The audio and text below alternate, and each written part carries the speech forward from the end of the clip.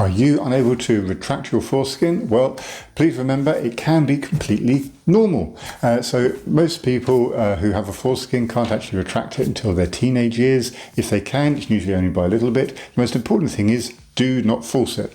Over time, as you come through your teenage years, you'll be able to retract a little bit more, a little bit more, and maybe not until around about 13, 14, 15. Definitely after puberty can you comfortably retract it. Although I have had individuals who, in the age of 17 and 18, are only now just being able to retract their foreskin. So don't fret about it, okay?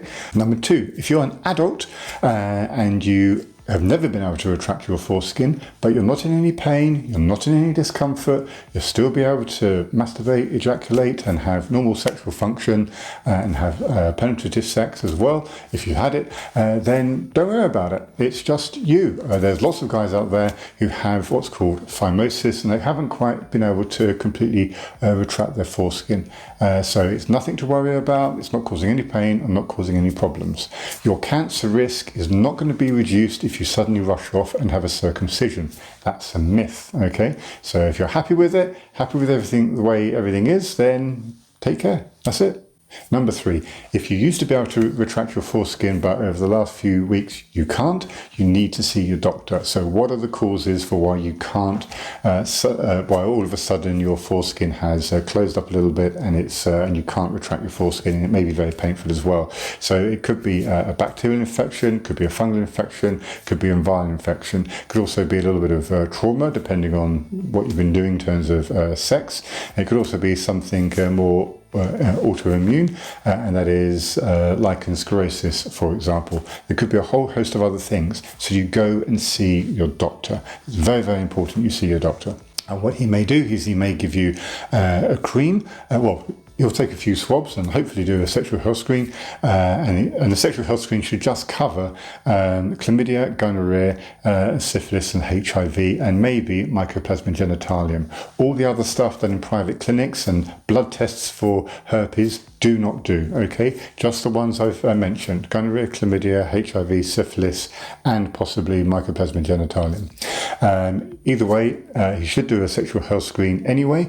He may take other swabs as well, and he may give you a cream which contains a steroid, an antibacterial, and an antifungal. He may give you a steroid cream with antivirals or bacterials via tablet form. It depends what the situation is. I tend to start people off on something called Trimovate, which contains a steroid, antibacterial, antiviral, and use that for about a week to see what happens.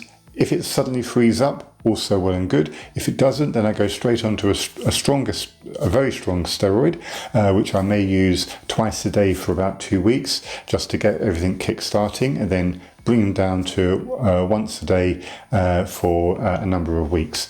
And hopefully that will reduce the tightness of the foreskin, so you can actually retract it. Okay, so nothing to worry about. It can be sorted out. If your foreskin remains tight, because a lot of the time after you stop the steroids, it tends to come back a little bit tighter again. Some people use stretching rings. They're not particularly popular in the UK. I don't know if they're that popular in the United States either. And other individuals do other things like dorsal slits or circumcision. It depends on the medical problem. If there's a medical reason to do a circumcision, for example, your type foreskin is causing you pain, then you should have a circumcision if that's what your urologist advises, or at least a dorsal slit. And so if you want to know more about actually willy hygiene, then watch this video.